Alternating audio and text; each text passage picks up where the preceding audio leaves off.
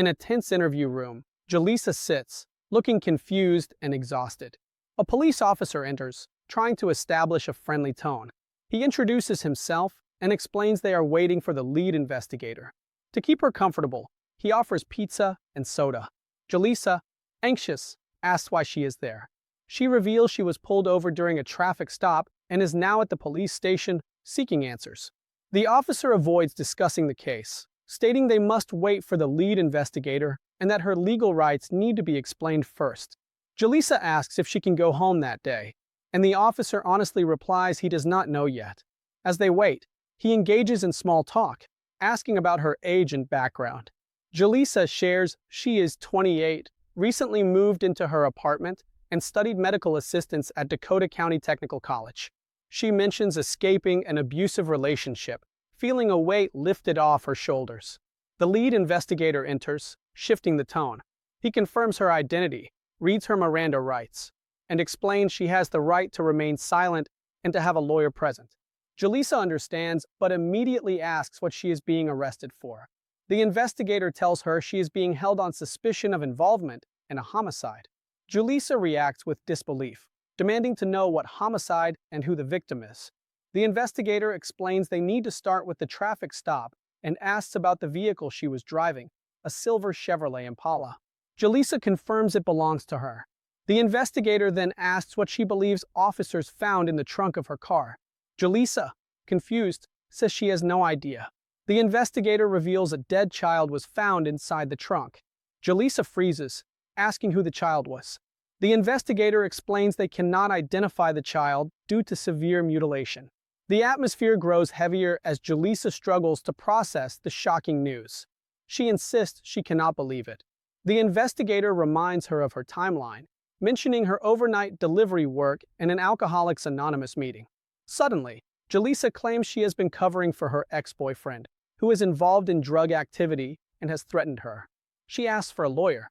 The investigator stops questioning her, explaining they must cease interrogation once she requests an attorney. However, Julissa starts talking again, sharing a story about being assaulted the previous night by people connected to her ex-boyfriend.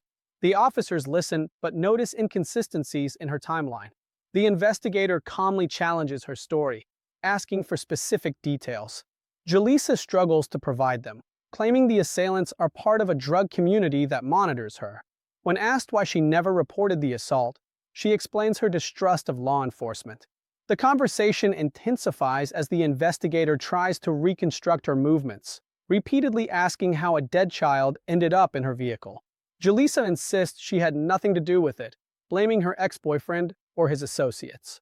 The investigator appeals to her emotions, describing the child and asking if she has children. Julissa quietly mentions her 6-year-old son, Eli, but cannot confirm his whereabouts. The investigator directly asks if the child found in her trunk could be her son. Julissa denies it, but her emotional state deteriorates. The investigator explains they have collected evidence, including surveillance footage and witness statements. Julissa becomes defensive, asking if she can go home if she provides information about her ex-boyfriend. The investigator refuses to make promises, focusing on the homicide investigation. The interrogation grows confrontational as the investigator reveals blood evidence linking her to the crime scene and suggests the victim appears to be her son. Julissa breaks down, insisting she is a good mother and was framed. The investigator presses harder, stating witnesses saw her leaving with her son. Julissa continues to deny involvement, begging for a rape examination to prove her innocence. The investigator explains they are focused on the homicide investigation and that her statements are inconsistent with the evidence. Julissa demands a lawyer repeatedly, leading the officers to end the interrogation. The investigator informs her she is being charged with murder and will be transported to jail. Julissa cries, insisting on her innocence and asking for a lawyer as officers escort her out, leaving behind a disturbing case filled with conflicting stories and emotional turmoil. The tension in the interrogation room is palpable. Just moments ago, Julissa was adamant about her innocence, blaming her abusive ex-boyfriend and claiming she was attacked. She struggled to explain how a dead child ended up in her vehicle. But now, the investigators are ready to confront her with evidence. The lead investigator leans in, revealing that while she sat there, detectives and forensic teams have been working tirelessly. They've reviewed surveillance footage, analyzed physical evidence, and interviewed witnesses, painting a clearer picture of her movements that night. Julissa's composure begins to falter as she realizes they have captured her vehicle at multiple locations, including a gas station she never mentioned. She insists she shared everything she remembered, claiming trauma may have clouded her memory. The investigator nods, but shifts the conversation to the condition of her vehicle when officers stopped her. He describes the broken window, the damaged tire, and signs of a violent struggle inside. Julissa interrupts, claiming the damage was inflicted by her attackers during the assault. The investigator listens, but then reveals that forensic teams found biological evidence in her car, including blood and tissue fragments, indicating the body had been there for a significant time. Julissa stiffens, repeating that she was attacked and framed. The investigator continues, detailing items belonging to the child found in her vehicle, suggesting the child had been alive inside the car. Julissa shakes her head, denying any knowledge of how those items got there. Then, the investigator introduces a major development. Footage shows Julissa leaving her apartment late that night with her 6-year-old son. Her demeanor changes as she claims her son was taken by her ex-boyfriend's associates during the assault. When pressed to explain why she didn't report a kidnapping, she struggles, citing fear and distrust of law enforcement. The investigator allows silence to fill the room before revealing surveillance footage from a dumpster miles away, where items belonging to the child were found, including a backpack with her son's name. Julissa breaks down, claiming someone is framing her.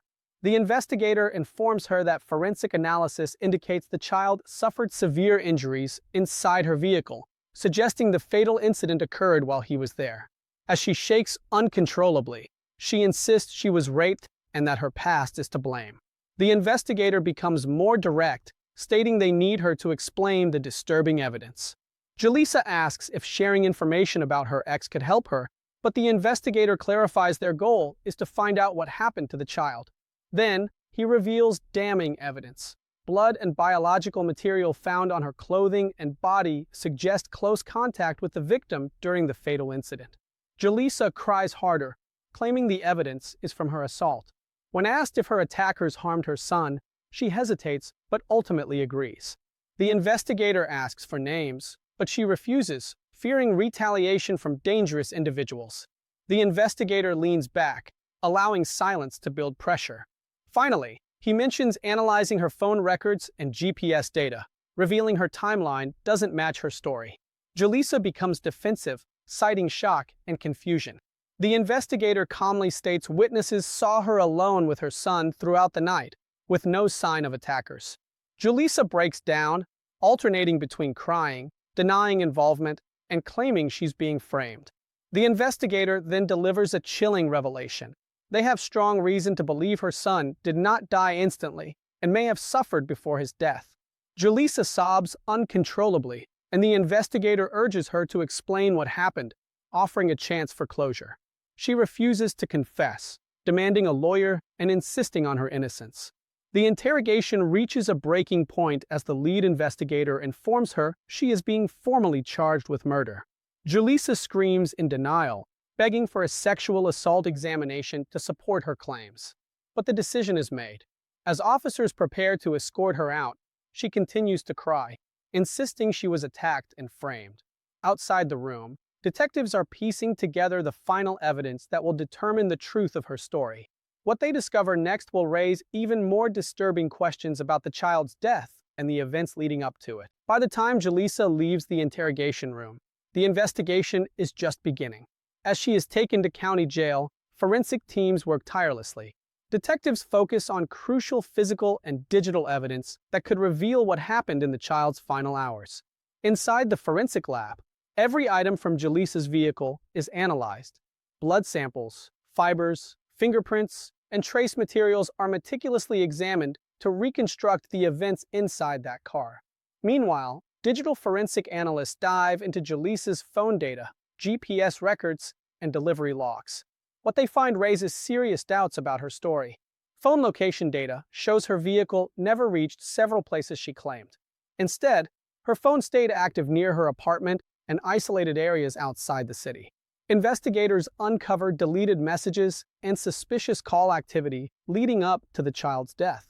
Recovery software restores parts of these communications, revealing intense arguments and emotional distress just before the incident. As forensic testing continues, a critical discovery is made. The weapon found in Julissa's vehicle yields forensic results. Blood and tissue samples match the child, and biological evidence from her clothing also connects her to the victim through DNA analysis. This evidence undermines Julissa's claim of unknown attackers. Detectives review apartment surveillance footage, capturing Julissa leaving with her son and returning alone hours later, with no signs of unknown individuals. Neighbors report loud disturbances and emotional arguments from her apartment that night, followed by sudden silence. Forensic pathologists complete the autopsy, revealing multiple traumatic injuries inflicted over time, contradicting Julissa's claims of an attack. With mounting evidence, prosecutors prepare formal charges.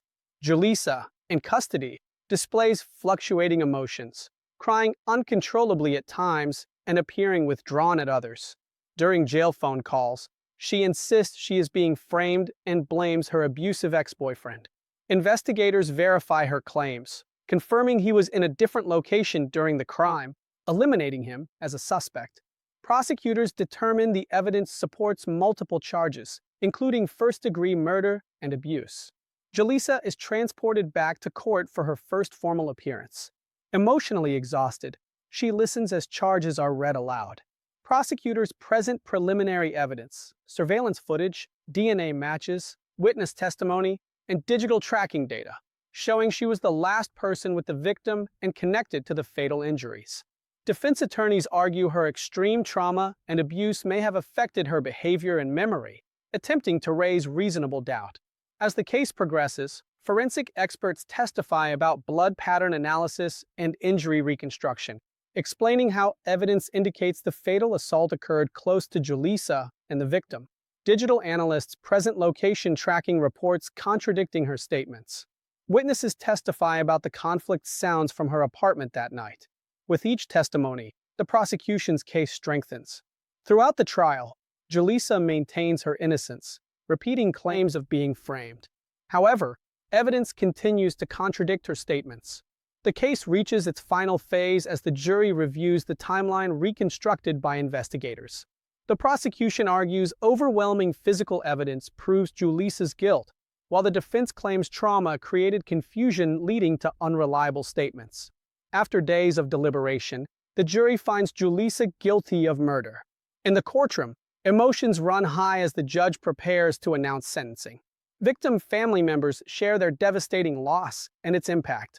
The judge describes the crime as deeply disturbing, emphasizing the victim's vulnerability and parental betrayal. Julissa receives a lengthy prison sentence, still claiming her innocence as she is escorted out. For investigators, prosecutors, and the victim's family, the case reaches closure. What began as a simple traffic stop evolved into a disturbing homicide investigation, reminding us how quickly reality can shift and how interrogation rooms can reveal the truth amid deception. And then I understand you want some pizza, pasta. I've got some that kind of for you. I also want what's the word? All